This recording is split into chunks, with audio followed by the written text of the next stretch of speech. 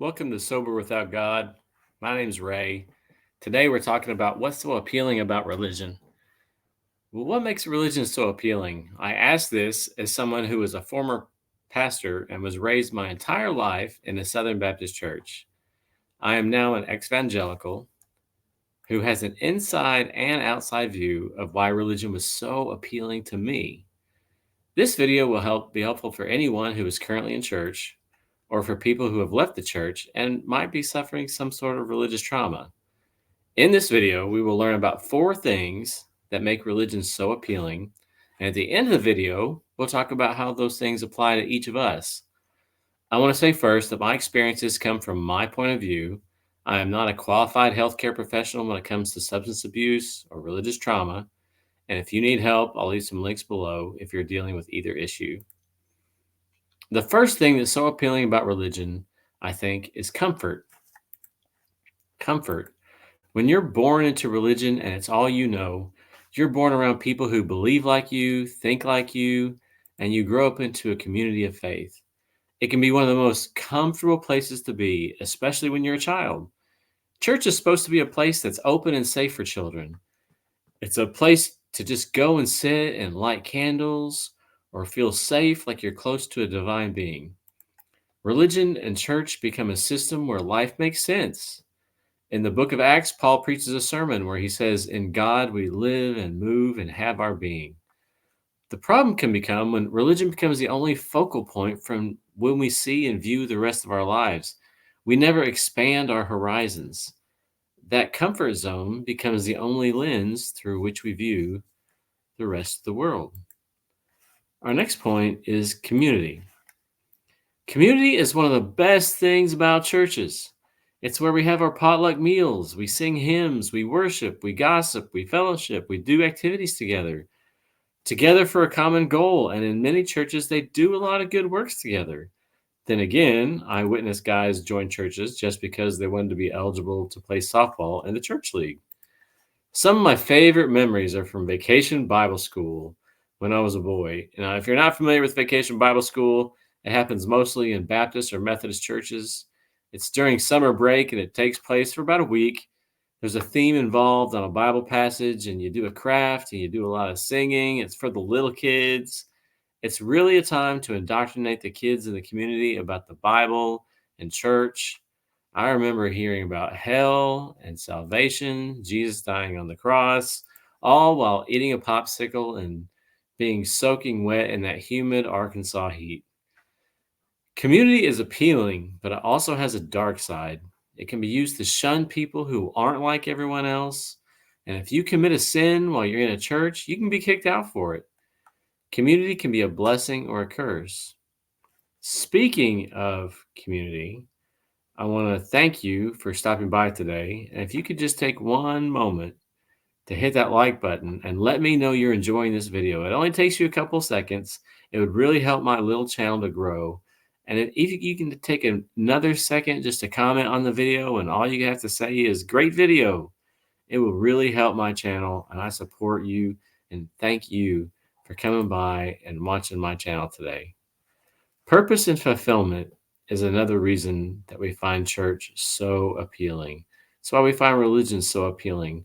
This ties into comfort, but many people find purpose and fulfillment in religion, specifically in rituals and attendance. A study from Ohio State found, quote, religious rituals fulfill the desire for order. Religious teachings about salvation and forgiveness tap into the basic human need for acceptance. Promises of an afterlife are designed to help people achieve tranquility. Religion fills a gap in many people's lives for meaning. Rick Warren's 2002 bestseller, Purpose Driven Life, found its way into the hands of the church and non-church because people want to have meaning in their life. In fact, I always say when you go into a Goodwill, you will always find a copy of Purpose Driven Life, or you'll find a copy of the Left Behind series. People who don't go to church will find value in a Bible verse and hang it on their walls, post it on their Instagram, or get it tattooed on their body, but would never step into a church. Or better yet, a lot of churches would look down on a person with a tattoo if they ever stepped across the threshold. Some can't even imagine life without a deity or a God figure, thinking that removal of such a figure would take all the spirituality out of the picture. I've had this asked of me. These are questions of transcendence, not spirituality. Sam Harris once said the most transformative experiences people have, bliss, devotion, self transcendence, are currently anchored to the worst parts of culture and to the ways of thinking that merely amplify superstition, self deception, and conflict. You can have transcendence and bliss without religion. Always take time to look within yourself and live moment to moment. The next thing I want to talk about is a moral compass. People are appealed to find appealing in religion just because of this moral compass. I had morality drilled into me in church. Bible verses, Bible drills, sermons, parental reinforcement, Sunday school, the 10 commandments. Do this, don't do that. But it was more along the lines of don't do that. But let's not deny that a lot of people love having rules to follow. Laws give us order in society and they keep us peaceful and united. The only question is, whose rules are we following and keeping? Are we going to follow rules from a book written by authors of the Iron Age? Or have we progressed as a society and do we need to re examine ourselves? Do the same laws in the Bible that tell us how to treat slaves, stone homosexuals and adulterers, and how to handle shellfish, and still sit side by side with the Ten Commandments, still have the same applicability 3,000 years later? Or do we maybe need to rethink our moral compass? And if rethinking those things is out of the question for some, maybe keep religiously based rules out of the public sphere.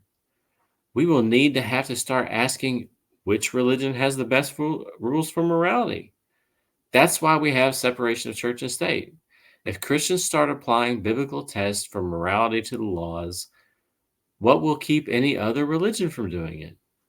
Christopher Hitchens once said, "We keep on being told that religion, whatever its imperfections, at least instills morality. On every side, there is conclusive evidence that the contrary is the case, and that faith causes people to be more mean, more selfish, and perhaps, above all, more stupid." So, in summary, we have seen what is so appealing about religion. I stayed in it for 95% of my adult life for many reasons. Maybe you're asking yourself a lot of questions about your own faith, or maybe you've suffered from some religious trauma. Recovering from religion.org is a good place to start if you have religious trauma. Don't stop asking questions about your beliefs. As Matt Dillahunty says, I want to believe as many true things and as few false things as possible. Drop me a comment below and let me know what you think is appealing about religion, or what kept you going in it for so long. Have a great day, and I'll see you next time on Sober Without God.